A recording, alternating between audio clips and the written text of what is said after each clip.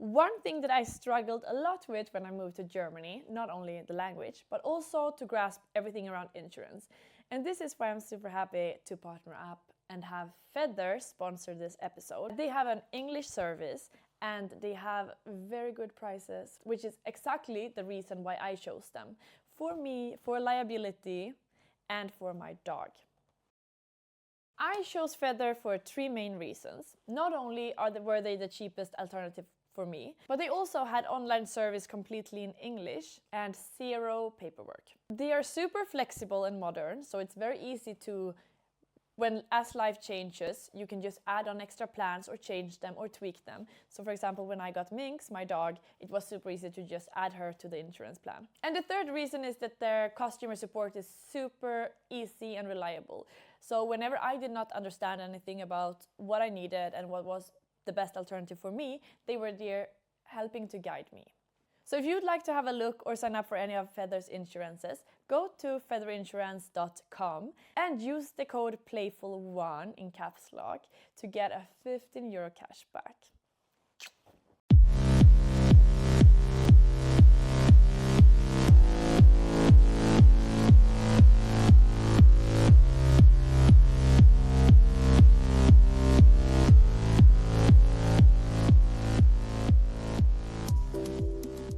I had a really rough year, it was dramatic. I thought my life is over. Now or never, I need to take a decision,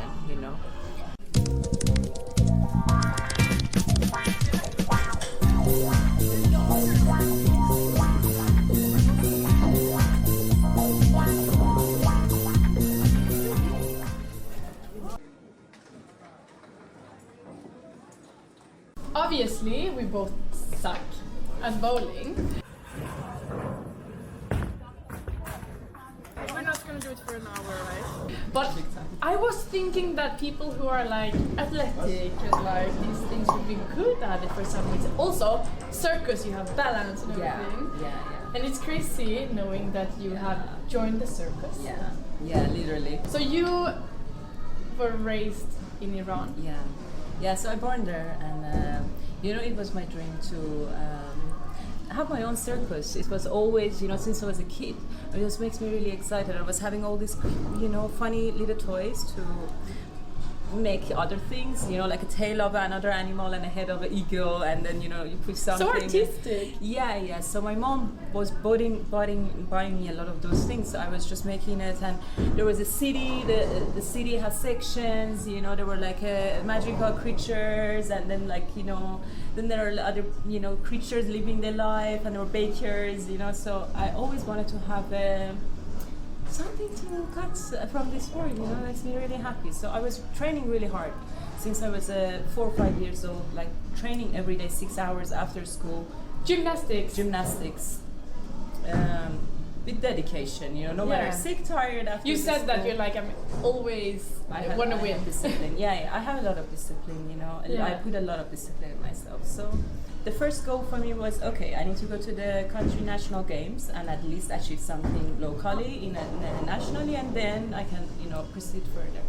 So I was probably like 14 or 15. One day, 2 weeks before the biggest competition. So I was competing, we were leveling up, and one day before our biggest competition, 2 weeks, I never forget, 2 weeks before our biggest competition, we were rehearsing as always, something that we had rehearsed for 2 years, and I felt I was in a shoulder of 2 of my teammates, and they threw me up and I landed wrong in a wrong foot. Fuck. So I sprained my ankle, and I remember, my leg were literally like, and I was like crying like a little piggy, go to the doctor, and the doctor was like, don't worry, we will give you a painkiller. I'm like, you really think I give a fuck about pain at this point? My life is over. I had a really rough year, it was dramatic. I thought my life is over. Even though my grades were good, and in the meantime I got in a really good university for biology, and I was like, I was questioning my life, am I ready to give up everything, all my dreams and everything, and go now study biology, or now what? And I was aware, I was quite self-aware, or now or never, I need to take a decision, And so I took a decision to just check around and check possibilities. So I started to ask friends, hey guys, do you know maybe someone working in a circus? I still could use my arms, I can lift myself still, and I am not afraid of height or crazy movements. So one friend, a couple of months after I heard from a friend, I said, we have a possibility. A friend of us have a talent agency in Dubai, so maybe you can audition and maybe they like your show. I just left with no money, with no visa, with nothing.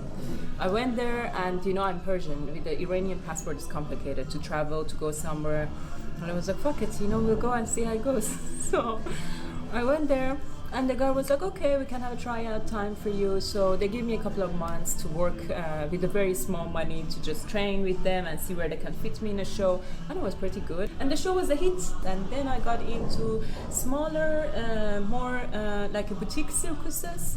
And sometimes I was working with them, touring with them for a couple of months. Sometimes I was working as a freelancer. And it was, I think, still to this day, it was the most beautiful time of my life. But you never created music at this time? No.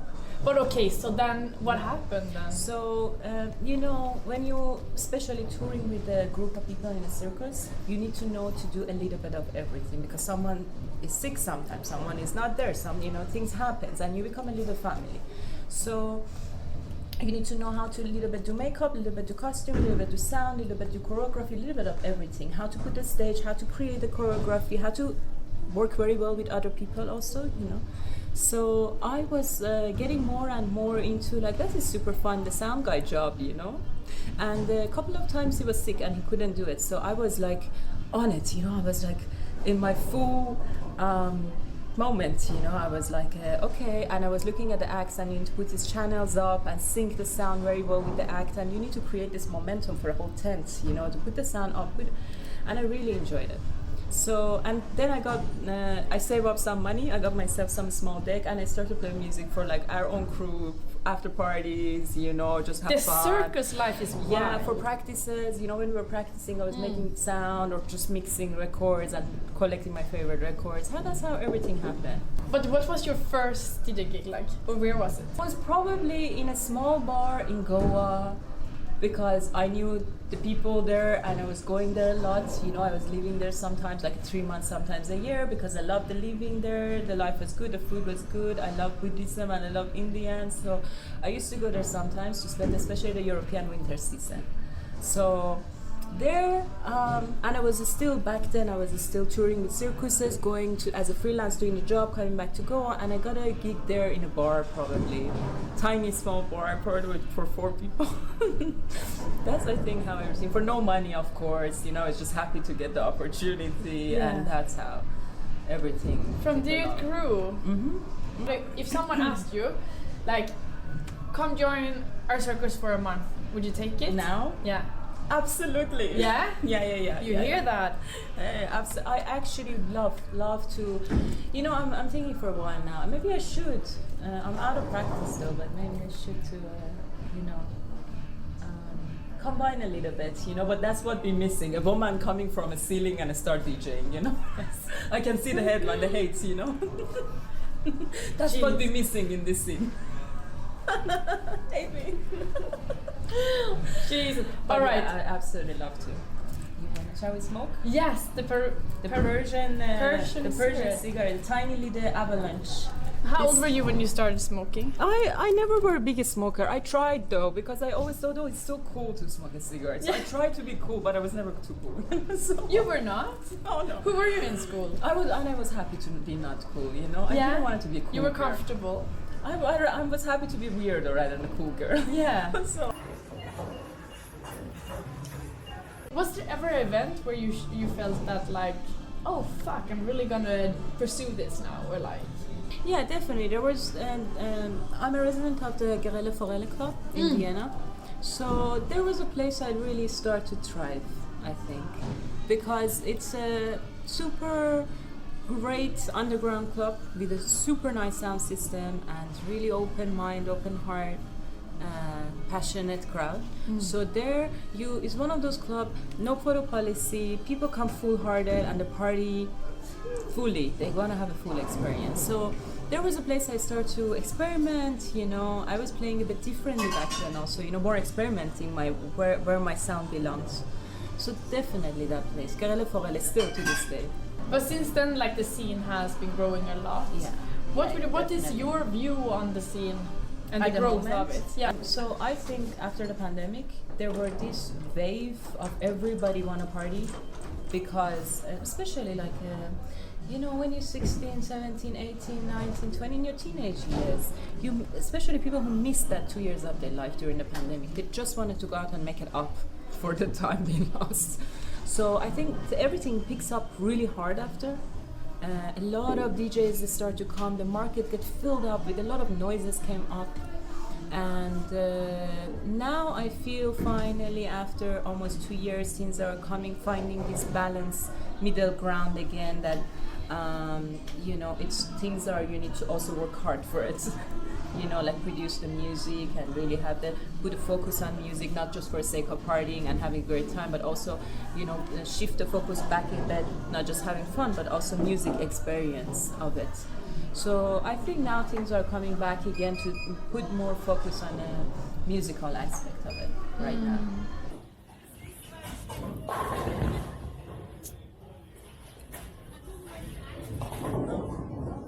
You are one of the people who are also pushing for the rougher sound. Yeah. And that's also something that has been a little bit of a, like, what's the discussion within the scene. So what's your view on that whole thing? You know, for me personally, I love everything. I love good music. I have no, you know, I love from hardcore, I love trance, I love techno, I love melodic, I like everything good.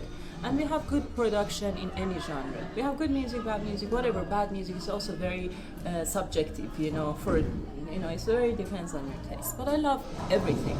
But for me personally, if I want to go out, I want to get inspired. I want to feel the full experience. You know, I want energy, I want fun time. So I do what I would like to receive, you know. That's how I, especially now, also I'm changing my sound a little bit, you know.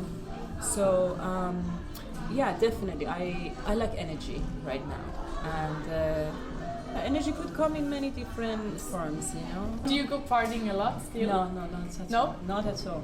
I'm happy to have time to survive and sleep these days. So not much partying for it. A lot of people are also speaking about AI, and that it's even, like, I can see friends joking around about that they are producing music with AI within a second.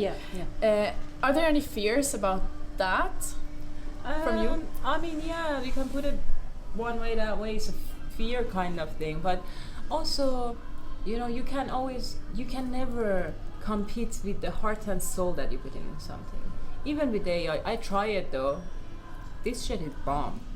Do you think you are gonna use AI for your own production? Definitely. Yeah? Most definitely. How are you gonna, you know, like, how much are you gonna use it?